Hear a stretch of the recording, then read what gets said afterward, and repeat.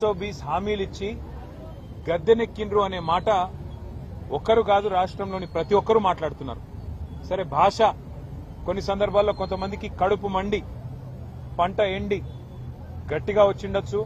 అక్కడక్కడ ముఖ్యమంత్రి గారికి ఇట్లా మాట్లాడితేనే అర్థమవుతుందని చెప్పి కూడా, ఎందుకంటే ఆయన బజారు భాష మాట్లాడుతున్నాడు కాబట్టి అదే భాషలో మాట్లాడితేనే ఆయనకు అర్థమవుతుందని చెప్పి కొంతమంది గట్టిగా మాట్లాడుతుండొచ్చు.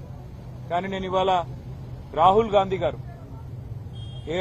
గారు అయితే తెల్లారు లేస్తే ఒక రాజ్యాంగం పుస్తకాన్ని పట్టుకొని ఆయన ఏదో రాజ్యాంగ రక్షకుడిలాగా మొహబ్బత్ కి దుకాన్ అని ఏదైతే పెద్ద పెద్ద మాటలు చెప్తా ఉంటారో ఆయనను అడుగుతా ఉన్నా, ఇదేనా మీరు చెప్పిన ఇందిరమ్మ రాజ్యం? ఇదేనా మీరు చెప్పిన మొహబ్బత్ కి దుకాన్?